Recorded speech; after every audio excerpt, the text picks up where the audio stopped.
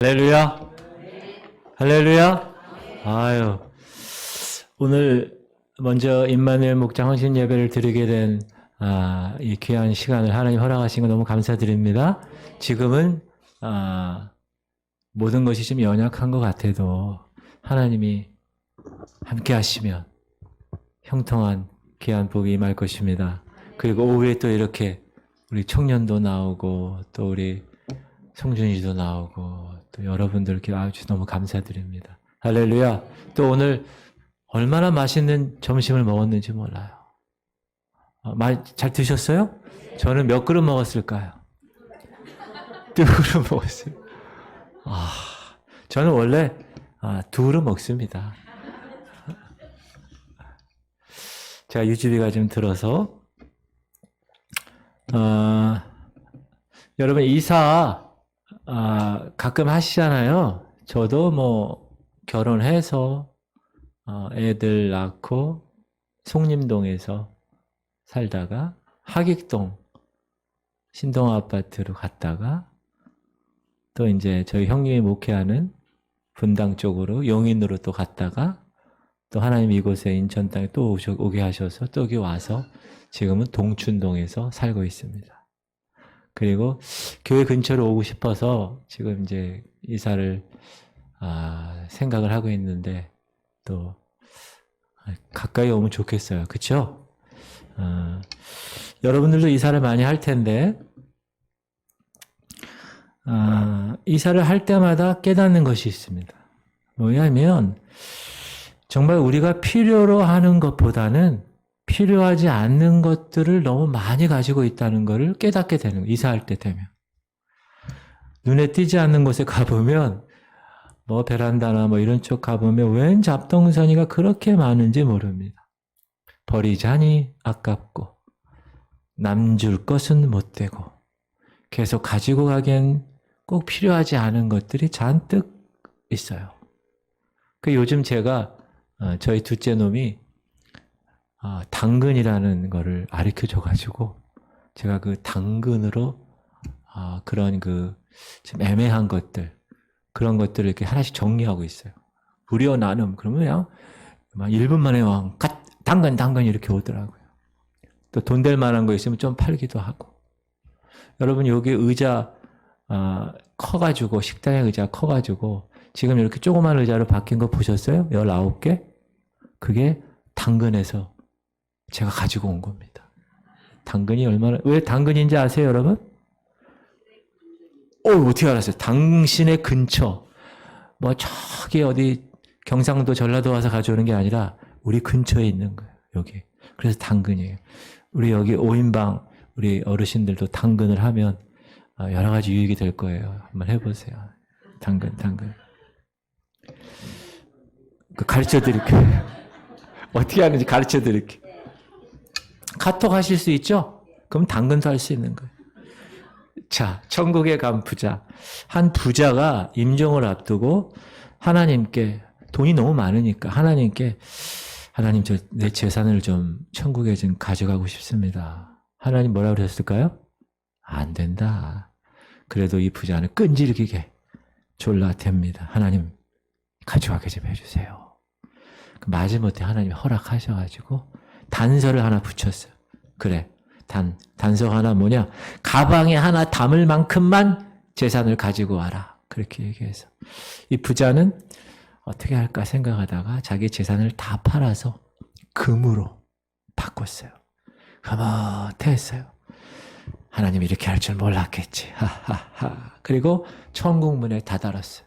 천국문에 딱 다다르니까 앞에 베드로 사도가 딱 입구에 있는 거예요.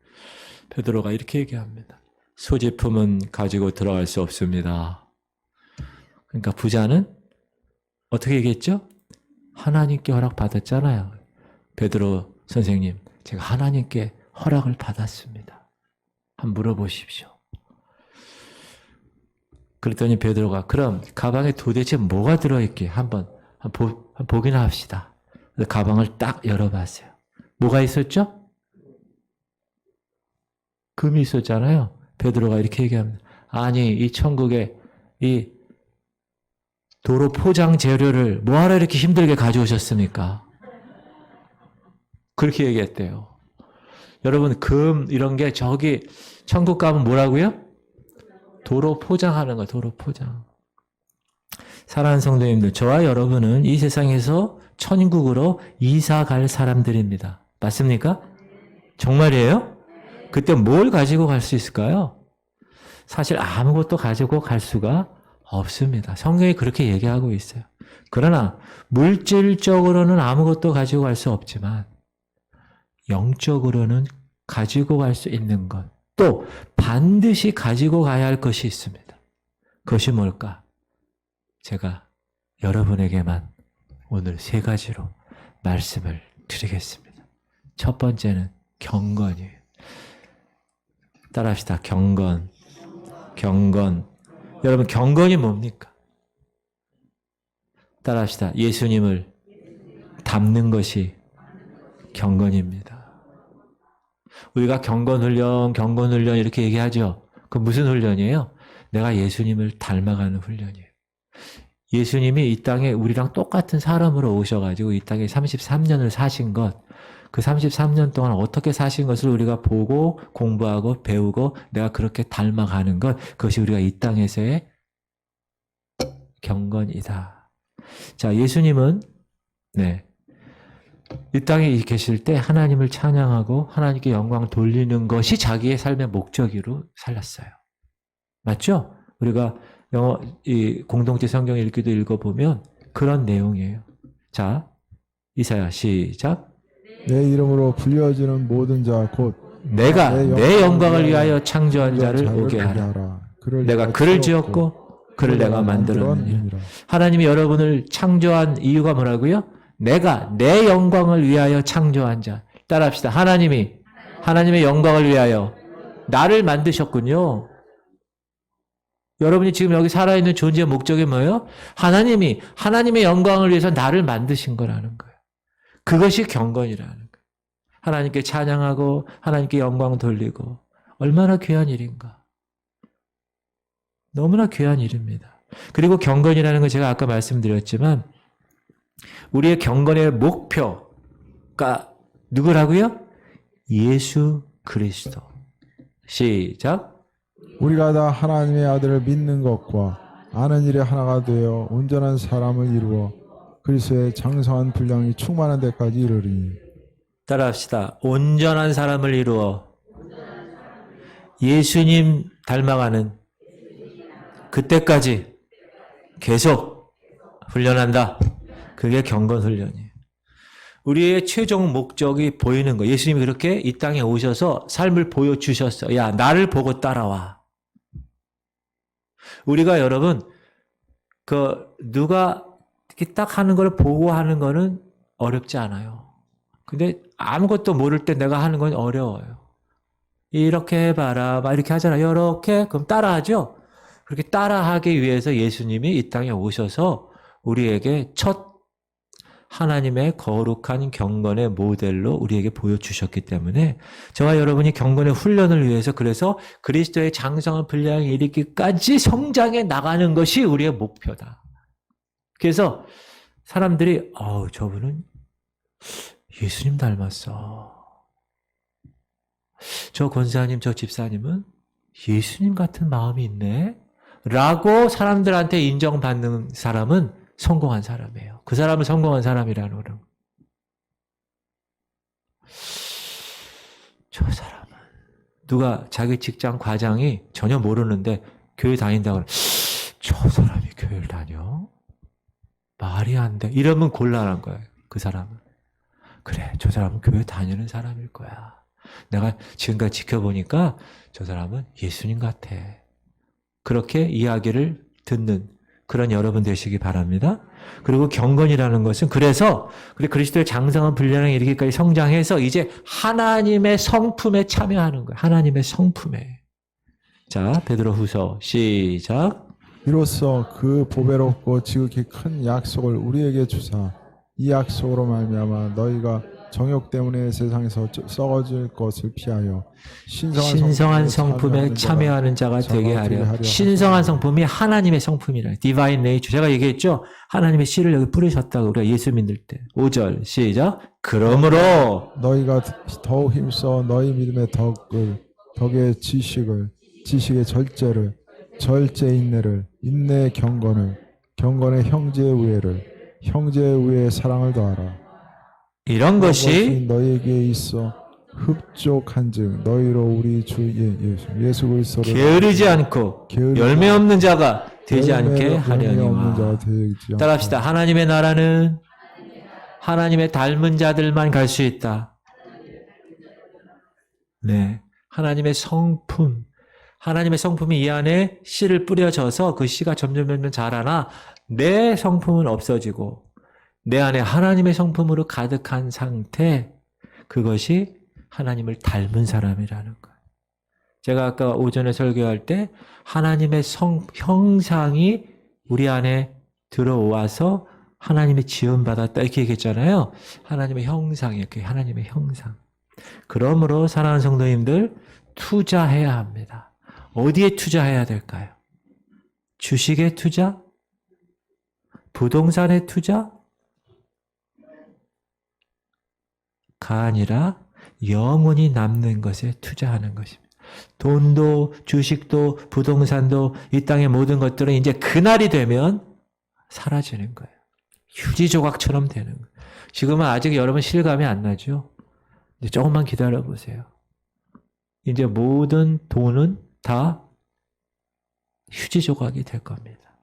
그러나 경건의 훈련을 통해서 그리스도의 장성한 분량에 이르기까지 열심히 최선을 다해서 내가 그리스도의 옷을 입고 하나님의 거룩한 백성으로 이 땅에서 살다가 주님이 오시는 그날 이제 오라고 부르시면 그때 우리가 가는 그곳에 투자해야 되는 거예요. 우리 옆 사람하고 인사합시다. 어디에 투자하고 계십니까? 물어봐요. 지금 어디에 투자하고 계세요? 아니, 묻지만 말고 들으셔야지. 어디에 투자한다고 그래요? 부동산이요? 하늘에 투자하는 게 하늘에.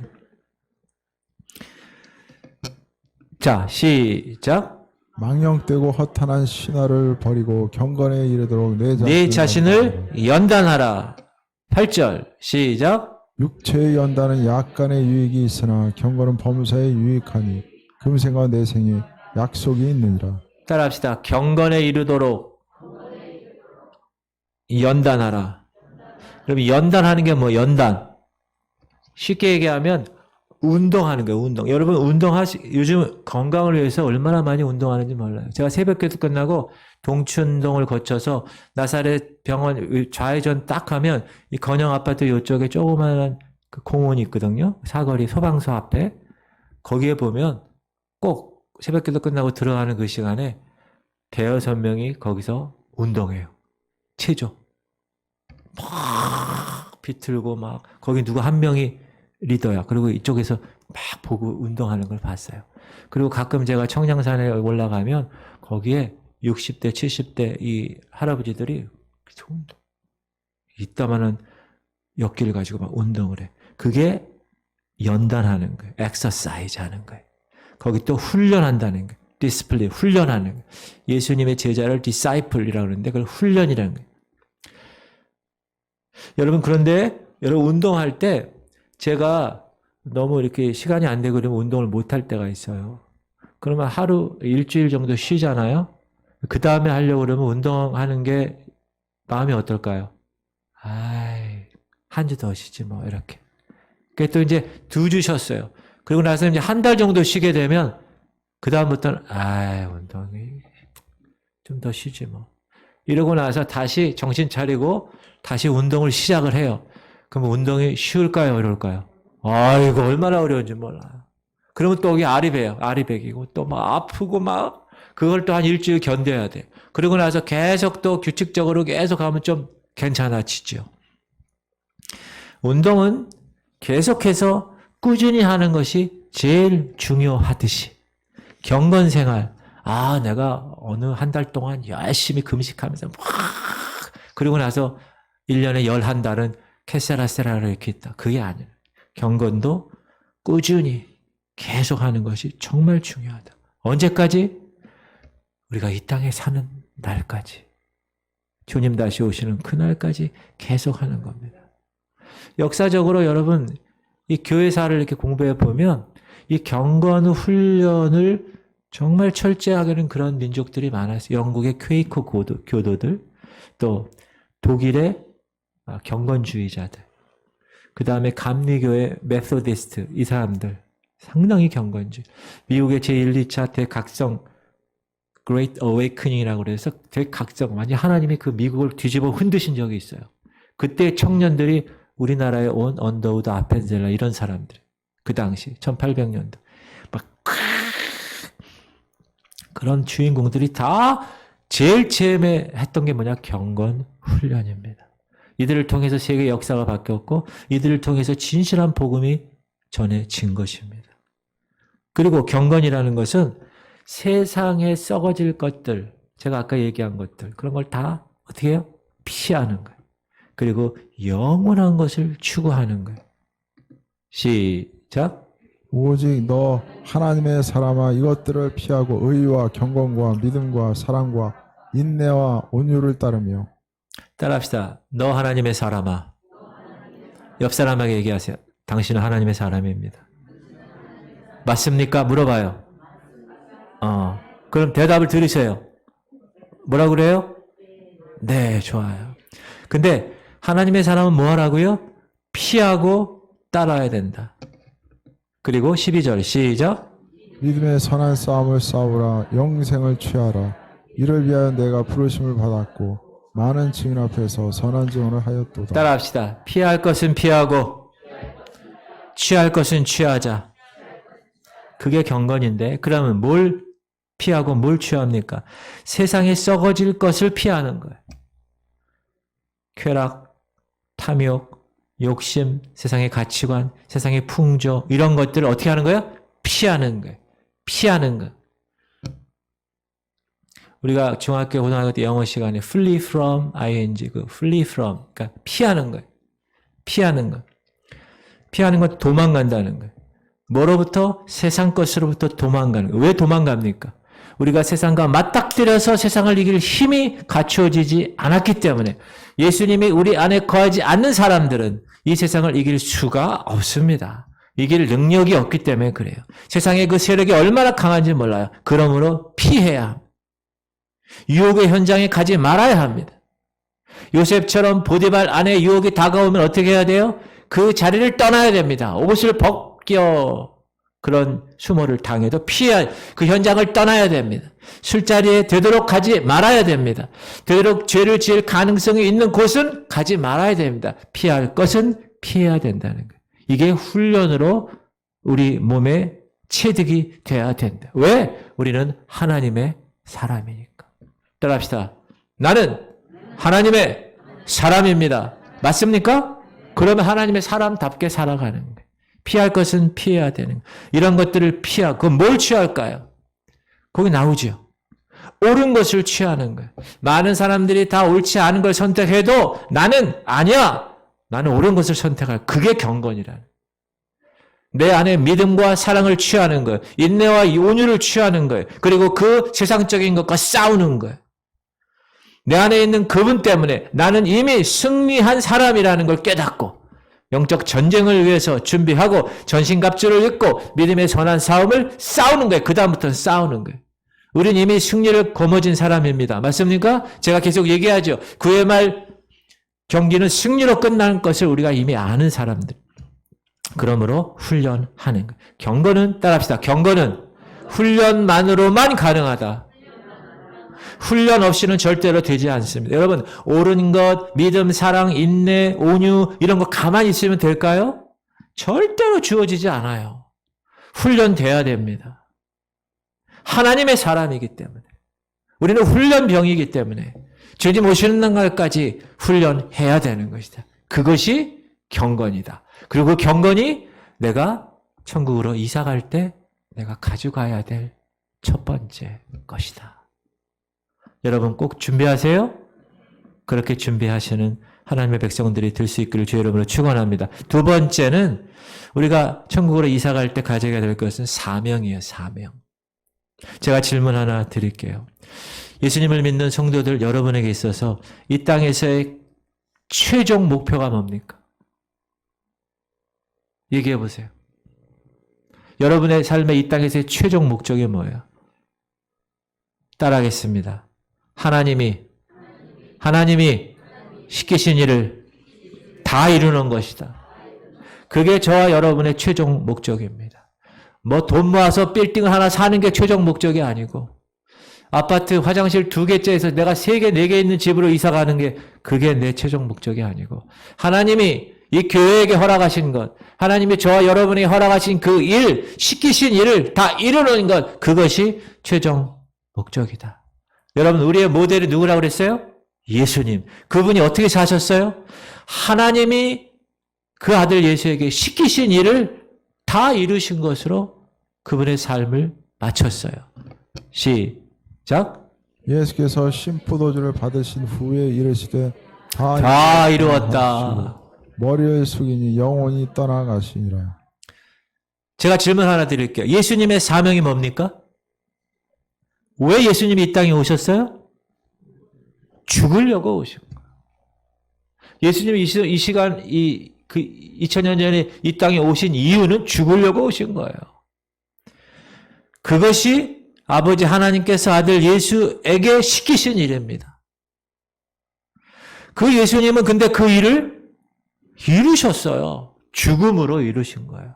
그러면서 그 십자가 현장에서 뭐라고 그러신 거예요? 다 이루었다. It is finished. 다 끝냈다는 거예요. 그 말씀대로 다 이루어진 거예요. 하나님의 말씀대로. 온 인류의 죄 문제 해결하기 위해서 저와 여러분의 죄 문제, 하나님 앞에 갈 수 없는 그 죄 문제를 해결하시기 위해서 피조물인 우리 인간들에게 죽임을 당하시려 오신 거예요. 창조주 그분이. 그리고 그 일을 이루신 거예요. 그것이 예수님의 사명이었던 것입니다. 하나님은 예수님에게 그런 사명을 주셨고 하나님은 이 교회에 맞는 사명을 주시고 하나님은 저에게 여러분에게 각자 고유한 사명을 주셨습니다. 시킬 일들을 주신 거예요. 그것을 우리가 사명이라고 하는데 여러분 한 사람 한 사람에게도 그 사명을 주셨습니다. 믿으십니까? 여러분 사람이 가장 행복할 때가 언제인가요? 가장 행복할 때. 한번 생각해 보세요, 지금. 제가 시간 드릴게요. 아, 내가 가장 행복한 때가 언젠가. 장가갈 땐가. 내가 면사포 쓰고 시집갈 땐가. 아이고, 내가 첫 애 낳았을 땐가. 내가 첫 집 장만했을 땐가. 아, 그때 내가 자동차 그거 뽑았어요. 그땐가. 아, 적금 탔는데. 적금 탔을 땐가. 나이 드신 분들 손자 손녀 낳았을 땐가? 아니야. 그래도 요즘 부동산이야. 집값이 올랐을 땐가? 여러분 이럴 때 행복하십니까? 따라합시다. 나는 하나님의 사람이다. 여러분 하나님의 사람에게 있어 가장 행복한 때가 언제일까요? 그것은 하나님이 시키신 일을 다 이루었을 때 가장 행복한 것입니다. 믿으십니까? 그러면 하나님이 여러분에게 허락하신 일은 무엇입니까? 시키신 일. 그리고 하나님은 그 시키신 일이 여러분을 통해서 이루어질 때까지 여러분을 살려두십니다. 저와 여러분은 지금 여기 이렇게 멀쩡히 살아있죠? 그럼 뭘 말하는 거죠? 아직 사명이 남아있다라는. 저와 여러분도 하나님이 허락하신 그 하나님이 시키신 그 일이 아직 남아있다. 아직 끝나지 않았다. 이 교회가 왜 이 교회가 지금까지 존재합니까? 이 교회를 통하여 하나님이 시키실 일이 아직 남아있다. 라는 것입니다. 그래서 사도 바울은 그 사명, 그 복음 전하는 것, 그것을 위해서는 내가 죽는 것도 생명조차도 귀한 것으로 여기지 않는다고 말했어요. 시작. 내가 달려갈 길과 주 예수께 받은 사명 곧 하나님의 은혜의 복음을 증언하는 일을 마치려 하면 나의 생명조차 조금 더 귀한 것으로 여기지 아니하노라. 하나님이 사도 바울이란 사람에게 시키신 일이 뭡니까? 사울 청년을 다메섹에서 변화시키셔서 만나게 하시고 시키신 일이 뭡니까? 이방인을 위해서 세운 나의 그릇이라. My instrument. 내 도구라는 거예요. 이방인 전도를 위해서. 그리고 그 사도 바울이라는 사람은 그것을 알았어요. 하나님이 시키신 일을 알았어요. 그래서 자기가 나중에 제 3차 전도 여행, 저 로마에 가서 목이 베일 때까지 그 일을 한 거예요. 시키신 일을. 그것이 가장 기쁜 일이기 때문에. 비록 내가 목이 잘려나가도 그것이 하나님이 원하시고 하나님이 시키신 일이고 그것이 이루는 것이 가장 큰 일이고 기쁜 일이기 때문에 그렇게 살아 자기 목숨까지 버린 겁니다. 터키는 이슬람 국가예요, 지금. 그런데 그곳에 독일 선교사, 개신교 선교사가 갔습니다. 터키 선교사로. 틸만 목사님이에요. 틸만 이 목사님, 이 선교사님, 이 출판사 한켠의 사무실을 빌려서 이 새 터키어 성경을 준비하고 있었던 그때입니다. 그곳이 말라티아라는 곳인데 그 말라티아, 터키 말라티아라는 곳 그 복음교회 사무실도 경명해서 거기서 기독교 서적도 출판해서 그 인근 도시에 그 서적을 배포해서 조용하게 전도하는 일을 하고 있는 사역을 감당하는 사람이에요. 2007년 4월 18일 수요일 아침 10시에 이 사무실에서 이 네자티 목사님과 함께 성경 공부가 시작될 때였습니다. 그때 그 성경 공부 모임에 성경 공부에 위장 잠입한 5명의 이슬람 청년들이 있었습니다. 20살이 채 안 된 이 청년들, 이 어떤 사람들이냐? 알라에 대한 사랑으로 가득 찬 사람, 이슬람 멀리하는 사람들을 증오하는 단체 회원, 급진파. 그런데 그 성경 공부에 이 5명의 이슬람 청년들이 참석하는 것에 대해서 아무도 의심하지 않았습니다. 아, 그냥 성경 공부하고 싶어서 왔나 보다 라고만 생각했었습니다. 이제 성경 공부가 시작되었고 이 네자티 목사님이 성경 한 장을 읽을 그때 이 5명이 갑자기 폭도로 변하기 시작합니다.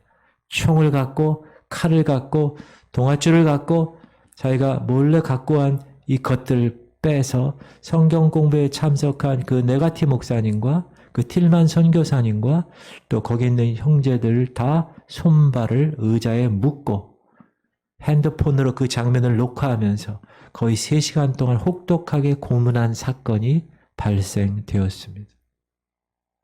나중에 경찰 조사에 의하면 이 틸만 독일 선교사는 그 청년들에 의해서 156번이나 칼에 찔렸습니다. 이 네자티 목사님은 99번 칼에 찔렸습니다. 이 우구르 형제는 셀 수 없을 만큼 많이 칼에 찔려 있었습니다. 이 폭도들은 배를 갈라서 창자를 조각조각 잘랐고 성기를 도려냈고 손가락들을 절단했고 코와 입과 항문을 다 도려냈습니다. 더욱 견디기 어려운 것은 다른 형제들에게 그 고문하는 상황을 직접 눈으로 보게 한 것이었습니다. 틸만 선교사와 네자티 목사는 양쪽 귀까지 잘리고 거의 목이 절단된 채로 이미 살해되어 있었고 우구르 형제도 목이 잘려서 거의 죽어 있었습니다. 나중에 경찰이 왔고 그 경찰이 이 5명의 이 이슬람 청년들을 제지하는 과정에서 3명은 항복했지만 1명은 3층에서 떨어져 죽었고 1명은 발코니에 숨어 있다 발각되었습니다. 거기에 희생당한 사람들입니다. 우구르 형제, 틸만 선교사, 네자르 목사님 가족이에요. 틸만 선교사의 아내는 정부의 당국의 반대에도 불구하고 남편을 그 터키에 장사합니다. 그리고 우구르 형제는 그 가족들이 기독교를 반대해서 이슬람 의식으로 장사를 했습니다. 네자티 목사님은 그의 고향에서 장례식을 했고 작은 공동묘지에 장사되었습니다. 그의 부인이 이렇게 얘기했습니다. 남편의 죽음은 참 깊은 죽음입니다. 왜냐하면 내 남편은 그리스도를 위해서 죽었고 그리스도를 위해서 살았기 때문입니다. 내 남편은 하나님의 선물이었습니다. 내 인생에 내 남편이 있었다는 것이 너무나 자랑스러웠습니다. 나는 지금 내 남편이 영광의 면류관을 쓰고 저 하늘나라에서 그 영광에게 합당하게 있다는 것을 압니다. 사랑하는 성도님들, 지금도 이렇게 이슬람권에서, 중국 내지에서, 북한 땅에서 이렇게 이름도 없이 빛도 없이 하나님을 위해서 죽어가는 순교자들이 있습니다. 제가 질문 하나 드리겠습니다. 왜 틸만 선교사와 네자티 목사와 우구르 형제가 그렇게 목이 잘려서 살해되는 삶을 살아야 합니까? 왜 이들이 죽어가야만 하나요? 하나님의 시키신 일을 감당하다가 그것이 자기의 사명임을 깨달았기 때문에 아무런 저항도 하지 아니하고 복음을 외치면서 예수님처럼 저들이 하는 일을 알지 못합니다. 그렇게 기도하면서 예수님의 사명을 이룬 것처럼 그들도 그 사명을 이룬 것입니다. 할렐루야. 아직도 이 시대는 종교의 이름으로 미움과 증오를 품은 단체들이 많습니다. 그러나 진리를 사랑해서 지금까지도 두려워하지 않는 이런 거룩한 주의 자녀들이 있음을 감사하며 찬양할 수밖에 없는 것입니다. 죽음 뒤에 찬란히 빛날 그 하나님의 영광을 우리는 이들 순교자들을 통해서 보게 된 것입니다. 사랑하는 성도님들, 이 교회에게 하나님이 시키신 일이 뭡니까? 저와 여러분에게 하나님이 시키신 일이 무엇입니까? 그것을 발견하십시오. 그것을 이루십시오. 왜요? 그것이 가장 가치 있는 일이기 때문에. 그리고 그것이 우리가 천국으로 이사 갈 때 반드시 가지고 가야 되는 것이기 때문에. 할렐루야. 그 사명을 이루어내시는 저와 여러분이 될 수 있기를 주의 이름으로 축원합니다. 세 번째, 우리가 천국으로 이사 갈 때 가져가야 할 것은 열매입니다. 따라합시다. 결국 남는 것은 열매입니다. 결국 남는 것은 열매입니다. 이 마지막 때, 이 교회와 저와 여러분은 이 열매로 주님으로부터 평가를 받게 될 것입니다. 목사인 저부터. 선한 일의 열매를 맺는 것만이 천국에 가지고 갈 수가 있습니다. 시작. 주께 합당하게 행하여 범사에 기쁘시게 하고 모든 선한 일에 열매를 맺게 하시며 하나님을 아는 것에 자라게 하시고. 모든 선한 일에 열매를 맺게 하시며. 하나님은 우리가 열매를 맺기를 원하십니다. 어떤 열매요? 모든 선한 일에 열매를 맺는. 이 선한 열매가 그럼 뭘까요? 영적인 열매입니다. 성령의 열매입니다. 시작. 오직 성령의 열매는 사랑과 희락과 화평과 오래 참음과 자비와 양성과 충성과 온유와 절제니 이 같은 것을 금지할 법이 없느니라. 성령의 열매 9가지 열매를 우리가 외우기도 하고 잘 아는데, 그럼 성령의 열매를 어떻게 맺습니까? 성령께서 맺게 해주셔야 맺습니다. 그러려면 어떻게 해야 됩니까? 성령 안에 있어야 합니다.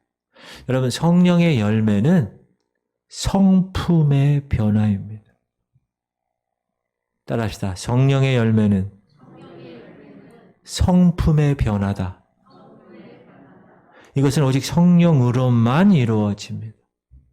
그래서 우리가 참 생명을 가진 하나님의 자녀인지 그렇지 않은지를 성령의 열매를 통해서 알 수가 있습니다. 많은 성도들이 성령의 열매에 대해서는 잘 알아요. 그러나 그 삶에서 성령의 열매를 맺지 못해요. 왜 그럴까요?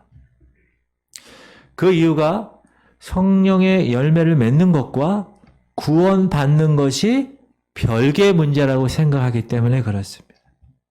구원받는 것은 믿음으로 받기 때문에 성령의 열매 맺으면 좋지만 굳이 맺지 않아도 뭐 나 구원받았는데 라고 생각하는 사람이 많다는 거예요. 물론 성령의 열매가 구원을 위한 조건은 아닙니다. 그러나 잘 생각하셔야 돼요. 구원과 이 성령의 열매는 별개가 아닙니다. 성령의 열매가 구원의 조건은 아니지만 구원의 중요한 결과가 되기 때문에 그렇습니다. 쉽게 얘기하면 정말 주 예수 그리스도를 믿고 구원받은 자라면 당연히 그 사람의 삶 속에서 성령의 열매가 증거로 나타나게 돼 있는 것입니다. 따라합시다. 정말 구원받았으면 내 삶에서 성령의 열매가 증거로 나타나야 됩니다. 그러므로 성령의 열매 뭐 맺든지 안 맺든지 뭐 상관이 없어요 라고 이야기할 수가 없는 거예요. 성령의 열매는 종교행위랑 다른 거예요.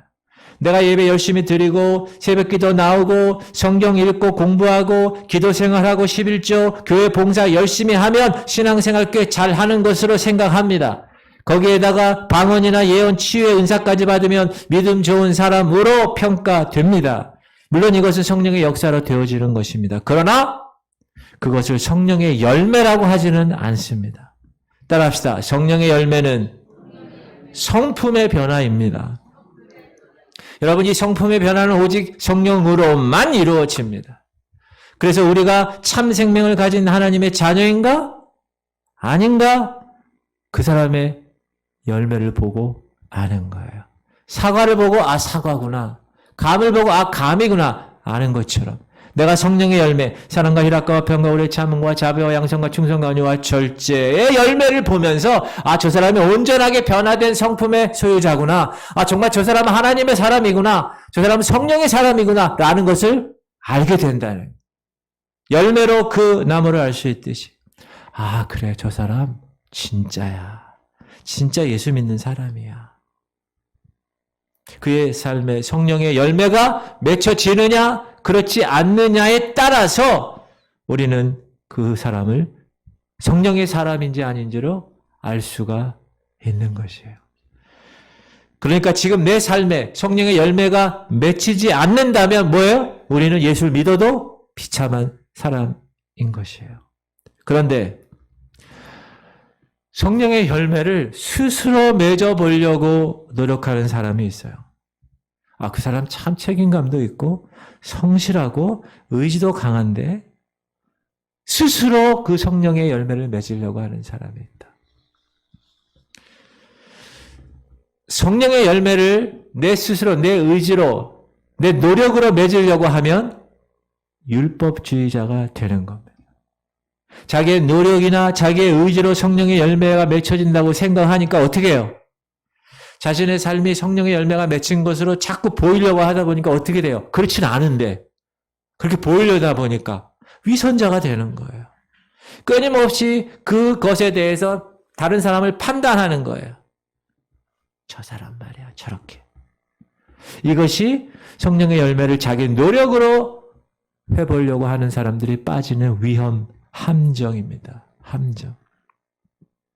성령의 열매는 세상에서 말하는 그 사람 너무 좋아. 그것과는 다른 겁니다. 그 사람 성격도 너무 좋아. 그것과 다른 겁니다. 성령의 열매는 좋은 정도가 아니라 좋은 정도를 넘어서서 믿어지지 않을 만큼 감화력과 영향력이 있는 상태. 어떤 상황에서도 변함없이 나타나고 세상을 바꿀 수 있는 힘으로 나타날 수 있는 상태. 그 상태가 성령의 열매가 맺힌 사람들이 보여주는 삶의 상태입니다. 여러분 성령의 열매 맺을 수 있으세요? 없으세요? 다시 질문할게요. 여러분 성령의 열매 그러면 목사님 성령의 열매 못 맺겠네요? 맞습니까? 아니에요. 그렇지 않아요. 우리는 성령의 열매를 맺을 수 있습니다. 자, 우리가 십자가의 보혈로 우리의 죄만 깨끗이 씻음 받은 게 아닙니다. 그 보혈은 구원받고 나서부터 우리 안에 성령을 모심으로 구원 이후의 삶을 살아가게 되는 거예요. 첫 번째, 우리의 죄를 씻어주신 십자가와 두 번째, 우리 안에 오신 성령님 때문에 내가 거룩한 삶을 살아갈 수 있고 성령의 열매를 맺을 수가 있는 겁니다. 할렐루야. 여러분 천국 갈 때 열매로 판단한다고 그랬어요. 어떤 열매요? 성령의 열매. 성령의 열매가 맺혀질 때 우리는 그 다음에 전도의 열매를 맺을 수가 있는 거예요. 시작.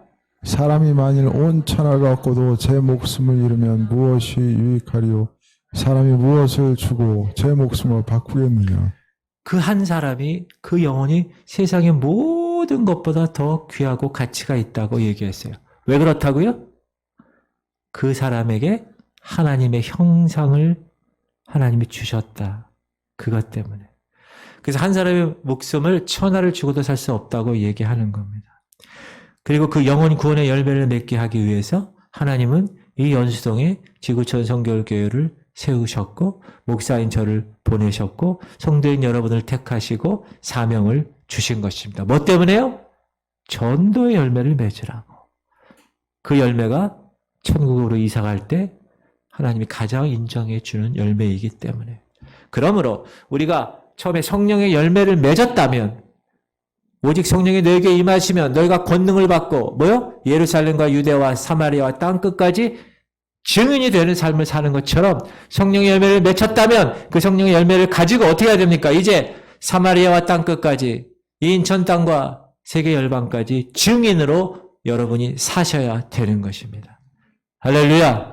다니엘서 시작. 지 있는 자는 궁창의 빛과 같이 빛날 것이요 많은 사람을 옳은 대로 돌아오게 한 자는 별과 같이 영원토록 빛나리라. 많은 사람을 옳은 대로 돌아오게 한 자, 그 자가 별과 같이 빛날 것이다. 이 사람 아십니까? 잘 모르실 거예요.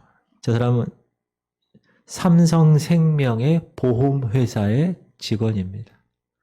그런데 별명이 보험 여왕입니다. 그랜드 챔피언입니다. 2000년 이후 10년 동안 연속 삼성생명에서 제1위에 오른 삼성생명 최초 그랜드 챔피언입니다.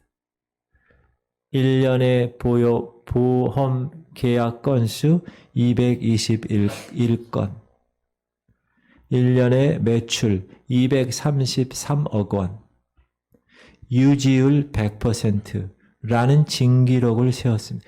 유지율 100%가 뭐냐면 그녀를 통해서 보험에 가입한 고객 221명 중에 단 한 명도 그 보험을 계약을 해지하지 않았다는 거예요. 계속 유지했다는 거예요. 이 계약 건수가 200여 건이 넘는 설계사가 유지율 100%를 기록하는 사실상 불가능하다고 합니다. 1년 매출 233억 원. 대단한 규모죠. 매출 규모가 그녀의 연봉과 연결되어 있습니다. 그녀의 연봉은 대기업 CEO보다 많다고 합니다. 대단한 사람이죠. 이 사람이 자기가 늘 생각하는 고객관이 있습니다. 그 고객관이 뭐냐? 매일 7명 정도를 진지하게 만난다. 그러면서 흔히 한 번 고객은 영원한 고객이라고 말하는데 내 고객과는 그렇지 않다. 고객은 언제나 나를 떠날 준비를 하고 있는 사람으로 나는 보고 있다. 고객이 항상 더 나은 전문가를 향해 떠날 수 있는 사람이라고 믿기에 단골 고객이라 하여도 항상 처음과 같은 정성으로 신뢰감을 주기 위해 나는 노력한다. 그래서 매일 7명을 진지하게 만나 그 모든 자기의 보험 업무를 감당한다고 합니다. 그리고 그렇게 효율적인 성과를 만들어서 삼성생명 보험 역사상 최초의 그랜드 챔피언이 되었다고 합니다. 제가 설교를 준비하면서 이 보험왕, 이 이행숙 씨가 말한 것처럼 성도는 영원한 성도일 수가 없기에 언제든지 더 나은 영적 지도자를 향해 떠날 수 있는 사람이라고 믿기에 항상 처음처럼 성도들을 대하는 삶을 살아야 되지 않는가라는 도전을 받았습니다. 성도들에게 신뢰감을 주어야 되지 않는가 이런 생각을 해 보았습니다. 사랑하는 성도님들, 사실 보험왕 그 사람이 하는 일은 CEO보다 대기업 CEO보다 연봉이 많은 그 사람이 하는 일은 천국 가면 아무 소용도 없는 일입니다. 그러나 저와 여러분이 지금 하고 있는 영적인 일은 세상이 볼 때는 고리타분한 것 같아요. 그러나 천하보다 귀한 한 영혼을 천국 백성으로 만드는 이 일은 하늘에서 별과 같이 영원토록 빛나는 귀하고 값진 일인 것입니다. 하나님은 저와 여러분에게 그 열매를 요구하시는 거예요. 여러분이 이제 저 천국으로 이사갈 그날에 여러분이 반드시 가지고 가야 할 것. 저는 이 교회가 영혼 구원의 사명을 붙들고 많은 열매를 하나님께 돌려드리는 교회가 되었으면 좋겠습니다. 이 교회 영적 리더십으로 세움받은 제가 주님이 맡겨주신 귀한 성도님들과 함께 이 귀한 복음의 열매들을 잘 맺혀서 하나님께 멋지게 드리는 귀한 사명을 감당할 수 있는 목사가 되기를 소원합니다. 여러분도 동일하게 하나님, 내가 너무나 바빠요. 하나님 생각할 시간조차 없어요. 근데 내가 하나님 앞에 가면 내가 뭘 보여드릴까요? 하며 오늘 이 말씀을 통하여서 내가 이제 천국으로 이사갈 터인데 내가 이사가면 하나님께 뭘 보여드릴까? 제가 어렸을 때 중고등학생 때 남성 중창단을 오래 했어요. 그때 한 그 노래 중에 하나가 이런 노래가 있어요. 나의 빈손 가지고 하늘 날아갈 때에 주의 보좌 문에 설 수 있을까? 내 이름을 부를 때 내가 그분 앞에 뭐라고 얘기할까? 나의 빈손 가지고. 여러분 천국으로 이사갈 때 빈손으로 하나님 앞에 서지 않고 하나님이 허락하신 그 경건과 하나님이 허락하신 이 놀라운 열매들을 사명 붙들어 끝까지 열매 맺힌 그 열매들을 하나님 앞에 올려드리고 보란듯이 주님 앞에 설 수 있는 여러분 되시길 바랍니다. 고린도전서 시작. 만일 누구든지 금이나 은이나 보석이나 나무나 풀이나 짚으로 이 터 위에 세우면. 자, 터예요. 저게 금, 은, 보석, 나무, 풀, 집이 터입니다. 여러분이 어디 터에 세우느냐가 문제예요. 시작. 각 사람의 공적이 나타날 터인데 그날이 공적을 밝히리니 이는 그 불로 나타내고 그 불이 각 사람의 공적이 어떠한 것을 시험할 것이다. 여러분이 터 위에 이제 여러분의 삶을 세우는데 이제 불이 나타날 때 탈 거 아닙니까? 그렇죠? 14절 시작. 만일 누구든지 그 위에 세운 공적이 그대로 있으면 상을 받고. 근데 불이 한번 싹 흘렀을 때 그대로 남는 게 있어요. 뭐가 남을까요? 금, 은, 보석은 남겠죠. 그러나 나무, 풀, 짚은 어떻게 됐겠어요? 다 타버리고 없겠죠. 15절. 누구든지 그 공적이 불타면 해를 받으리니 그러나 자신은 구원을 받되 불 가운데서 받은 것 같으리라. 사랑하는 성도님들, 그날이 되면 각 사람의 공적이 나타날 것입니다. 그 불로 인하여 각 사람의 공적이 어떠한 것임을 판결할 것입니다. 나무나 풀이나 짚으로 된 것은 다 타버릴 것입니다. 그러나 금이나 은이나 보석으로 턱을 세우면 그 공적은 그대로 있게 될 것입니다. 그 터가 바로 예수 그리스도입니다. 11절 시작. 이 닦아둔 것 외에 능히 다른 터를 닦아둘 자가 없으니 이 터는 곧 예수 그리스도라. 예수 그리스도 위에 터를 세우십시오. 그러면 그 공적이 그대로 남아 상을 받게 될 것입니다. 사랑하는 성도님들, 오늘 이 예배를 마치면 우리는 오길래 권사님의 아버지 고 옥철환 집사님 장례식 가서 조문하고 위로 예배를 드릴 것입니다. 저와 여러분은 이제 언젠가는 옥 권사님의 아버지처럼 이 세상을 뒤로 하고 천국으로 이사 가게 될 것입니다. 그때 여러분은 무엇을 가지고 천국에 가시겠습니까? 우리 기도합시다.